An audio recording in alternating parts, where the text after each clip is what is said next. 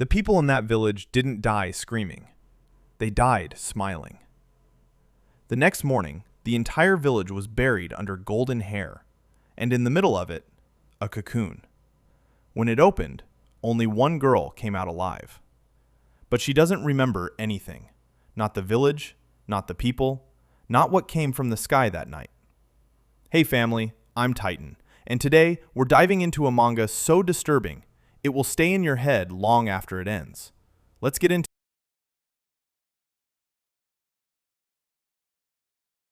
At the start of the story, we see a girl wandering alone on a mountain.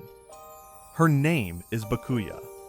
As she walks, she notices strange strands floating in the air, hair-like fibers drifting around her.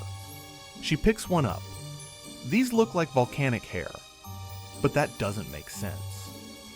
Mount Sengoku erupted decades ago. It hasn't been active recently. Volcanic hair is supposed to be hard and brittle, but these strands bend softly in her hands, almost like human hair. Even more strange, they're not black. They're golden.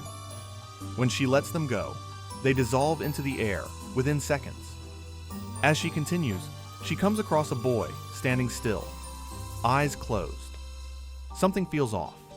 She tries to ignore him and walk past. But suddenly, he speaks. "I've been waiting for you." He claims that a divine force told him she would come here.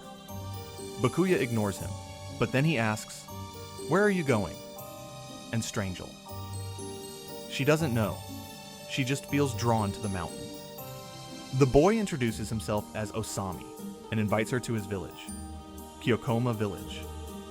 Without hesitation, she agrees, almost as if she was meant to.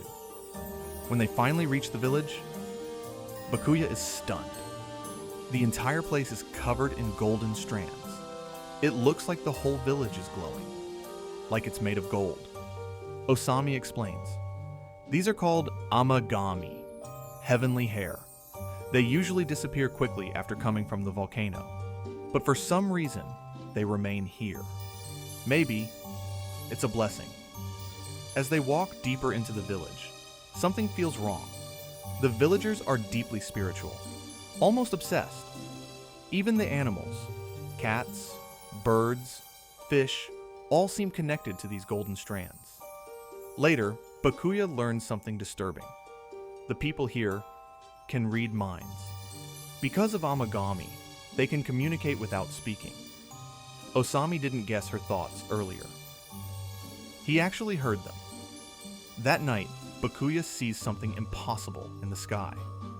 Strange objects moving silently, almost like UFOs. Now she's sure, something is not right.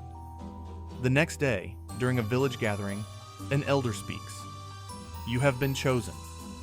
He reveals the village's past. Long ago, the villagers protected a foreign missionary named Miguel, but later, they were betrayed. Those who helped him were thrown into the volcano, and Miguel himself was executed. Since then, these golden hairs, Amagami, have emerged from the volcano. The villagers believe they are Miguel's divine remains, and they worship them. Osami explains further. Miguel has left this world.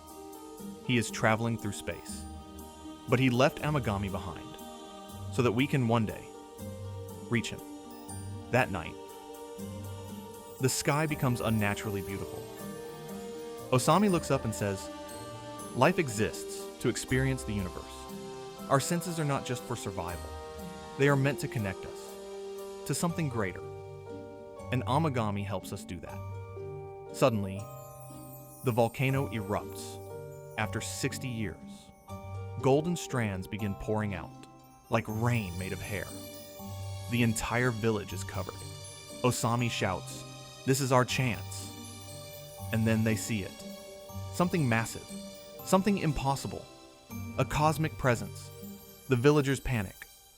That's not Miguel. This is something else. The sky itself twists, forming something like a giant eye. The next day, the village is gone, completely destroyed, just like it was 60 years ago. Rescuers arrive and find something strange. a cocoon made of golden fibers, glowing. It begins to melt, and from inside, Bakuya emerges, alive, the only survivor. She looks almost divine. But what really happened that night? What did they actually see?